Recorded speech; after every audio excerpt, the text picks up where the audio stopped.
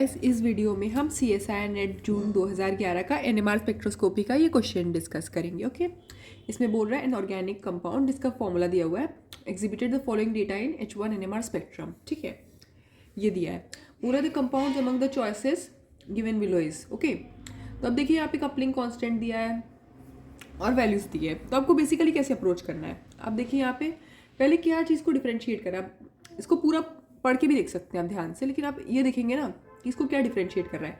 देखिए यहाँ पे ये सिस है ना, ये देखिए सिस है और ये ट्रांस है। आपका ध्यान एक चीज़ में आना चाहिए, कपलिंग कॉन्स्टेंट J=16। ऐसे J=16 किसी का भी कपलिंग कॉन्स्टेंट नहीं होता।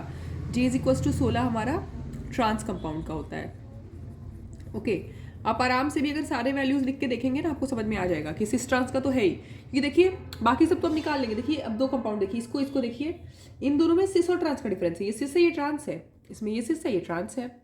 तो तब आपको समझ में आएगा कि सिस ट्रांस का कुछ वो करना। देखिए J=16 तो ये हमारा ट्रांस कंपाउंड है। ठीक है, तो इससे क्या हुआ, सिस को हम हटा देंगे। ये दोनों ऑप्शन तो यहीं से खत्म हो गए, पहले ही समझ गए हम, क्योंकि वैल्यू देखने पर भी समझ में आ रहा था कि सिस ट्रांस तो देखना ही होगा हमको। अब देखिए ये है, अब देखिए इसका आपको देखिए यहाँ पे 2 हाइड्रोजन है, सोचिए 2 हाइड्रोजन है और यहाँ पे 3 है और यहाँ 1 है, मतलब इसका मल्टीप्लेट आएगा। और यहाँ 3 हाइड्रोजन है जिसका यहाँ पे क्योंकि 2 हाइड्रोजन है ऑब्वियसली तो आपको दिखना आता होगा n+1 रूल से होता है। बगल में 2 हाइड्रोजन है तो यहाँ पे ये 3 हाइड्रोजन है, तो इसका क्या सिग्नल होगा, इसकी वजह से इसका ट्रिपलेट आएगा। ओके, ये वाला इसकी वजह से यहाँ पे क्या आएगा, क्वाड्रेट आएगा, 2 हाइड्रोजन का क्वाड्रेट आएगा। और इसका ये 3 हाइड्रोजन है और इसका इसकी वजह से ट्रिपलेट आएगा।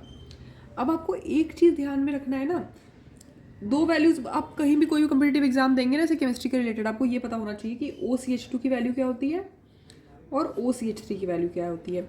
हमने ऐसे याद किया है कि देखिए OCH2 ऐसे होना तो ज़्यादा चाहिए पर कम होता है, मतलब ये सोचिए होना तो कम चाहिए, OCH2 है ना, तो अब हमने इसको ऐसे याद किया है कि इसका वैल्यू 4 से 4.5 होता है।